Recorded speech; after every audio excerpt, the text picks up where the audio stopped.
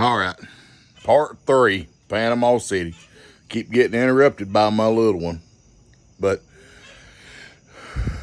I hit them brakes. Next thing you know, bam! Just like that, face first in the windshield. Well, next thing you know, I told my buddy that was in the cab with me, I said, that son of a bitch is dead. I said, he ain't back there moving. He said, we about better stop. He said, stop?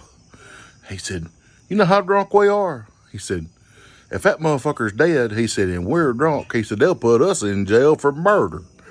He said, don't you dare stop. I said, okay. So here we go. We get over here, and guess what? There ain't nowhere to park at the motel. Well, we had to park in the sand in some old man's yard. I don't know who this old man was. Come to find later out, he is a bigger an asshole than anybody I ever run across. Just because we parked in his side yard, it was nothing but sand. Well, here we are out there trying to get this sumbitch in their damn room. This passed smooth out in the bed of the truck from hitting the back window. I grabbed him by the feet. My other buddy grabbed him by the arms. And I told him, I said, I'm big enough. I said, if you can get him up and get him over my shoulder and help me where I don't fall backwards, I said, I can get him in the room. Well, the next thing you know, he said something funny. And we laughed for probably 10 minutes standing there by the truck. I mean, hee-haw, laughing, belly, ribs hurting, laughing at this bitch. We couldn't get off off the bed of the truck and get him in the motel. And my buddy that was with me that was conscious, he said, let's go in here and have another drink and then we'll come back. And once we've, quit giggling and we'll get him out. Well, one drink turned into about a pint. And next thing you know, about an hour went by. And the first thing you know, that boy was drunk, passed out in the bed of the truck. He didn't knock on the door. It said, if you've ever seen Kramer come in Jerry Seinfeld's room, it was just like that. He flung that door open and slid in there. He said, you sons of bitches left me out there. And he cussed us all night long. I woke up and he was cussing us again. He called us everything but a child of God for leaving him out there passed out in the back of that truck. And here we was in the room. Well, it wasn't, but the next night, well, no, wait a minute. About 2 nights later, we decided we was going to go. It was probably, 9 o'clock at night. We was going to go get some tattoos. Well, we went and got some tattoos. And lo and behold, come to find out, it was a pretty good tattoo. Well, they were like, what are we going to do tonight? What are we going to do tonight? It's about midnight. And I said, I know another place over here in Panama City. I said, we can go over here. I said, it's called the Gold Nugget. It's another one of them joints that don't close till about 5 o'clock in the morning. Well, we get in there. And we got sat down good, and this place is packed on about a Saturday night. Saturday night, Sunday night, whatever night it was. And we got sat down good and ordered some drinks. And there was this blonde come in there.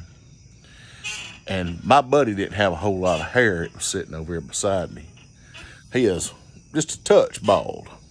Now, to be 25, 26 years old, he didn't have no hair in the back. Looked like one of them Homer Simpson haircuts. He kept it real short anyway, shorter than I got mine right now.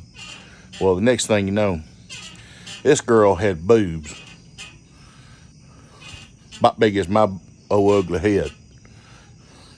And she put them on top of this boy's head. And like they come down in his eyes like this. And he's just like, oh. And next thing you know, she's like, oh, come with me. And he was like, oh, okay, I'm coming. And next thing, that sumbitch disappeared. We didn't see him for 3 hours.